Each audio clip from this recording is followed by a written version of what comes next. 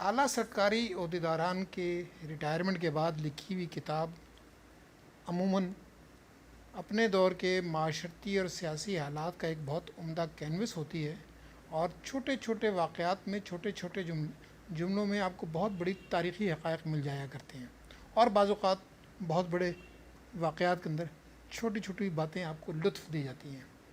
اس سلسلے میں آج میں نے اقتباس کے لیے جس کتاب کا انتخاب کیا ہے وہ جناب Sami Mohammad Khan, D I G police, جو ایوب خان کے دور میں ڈی آئی جی تھے، ان کی کتاب ہے عمر گزشتہ کے عنوان سے۔ اس میں سے ایک چھوٹا سا واقعہ میں آپ کو سناتا ہوں۔ صدر محمد ایوب خان نے چیکو سلواکیہ کے صدر مارشل ٹیٹو کو مرغابی اور تیتر کے شکار کے لیے مدعو کیا۔ شکار ساکرو کی جھیل میں ہونے والا تھا، چنانچہ حفاظتی انتظامات وسیع پیمانے پر کیے گئے۔ جھیل سے ملک چھوٹا سا میدان تھا جہاں شامیانے وغیرہ لگے ہوئے تھے۔ دوپہر کے کھانے کا انتظام کیا گیا تھا۔ کنارے پر چھوٹی چھوٹی کشتیاں کھڑی تھیں جس میں صرف ایک شکاری بیٹھنے کی گنجائش ہوتی تھی اور احتیاط سے بیٹھنا پڑتا تھا۔ کراچی سے شکارگاہ تک تمام راستہ آراستہ کیا گیا تھا۔ کمشنر، ڈی آئی جی، میں اور ڈی سی ان کے استقبال کے لیے موجود تھے۔ چند منٹ پہلے ذوالفقار علی بھٹو بھی آ گئے، جو اس زمانے میں فارن منسٹر تھے۔ جلوس آ کر رکا۔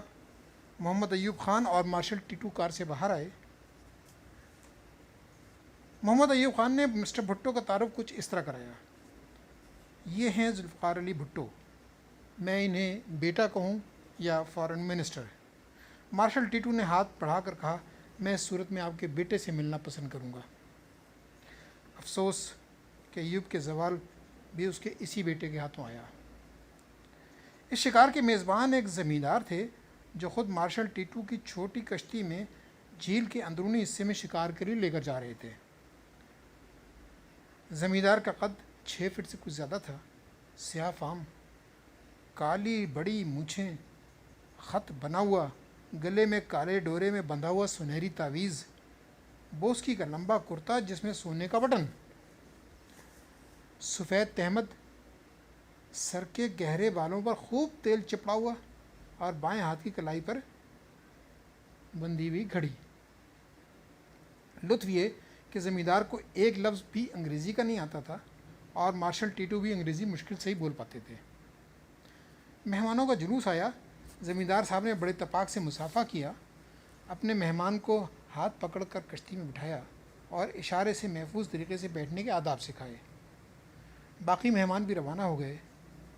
چند منٹ بعد شکار شروع ہو گیا۔ شکار کے اختتام پر کوئی 12:30 بجے پہلے ایوب خان واپس آئے اور ہم سب باتیں کرنے لگے۔ اس کے بعد مارشل ٹیٹو کی کشتی کو زمیندار صاحب کھینچتے ہوئے کنارے پر لے کر آئے۔ کشتی سے اترنے کے بعد مارشل ٹیٹو کا ہنسی کے مارے برا حال۔ ہم سب بھی بغیر وجہ معلوم کی ہنسنے لگے۔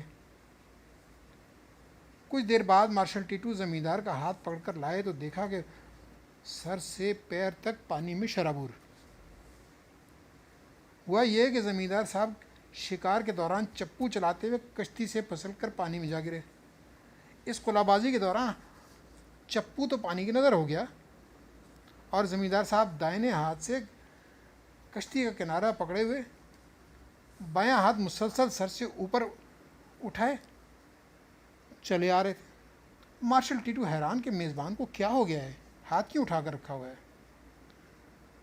جب پریشان ہو کر مارشل ٹیٹو نے وجہ دریافت کی تو یہ بتانے کے لیے کہ گھڑی پانی سے بچا رہے تھے، انہوں نے جو اپنا دایاں ہاتھ چھوڑا تو غڑپ سے پانی کے اندر، اور پورے شرابور۔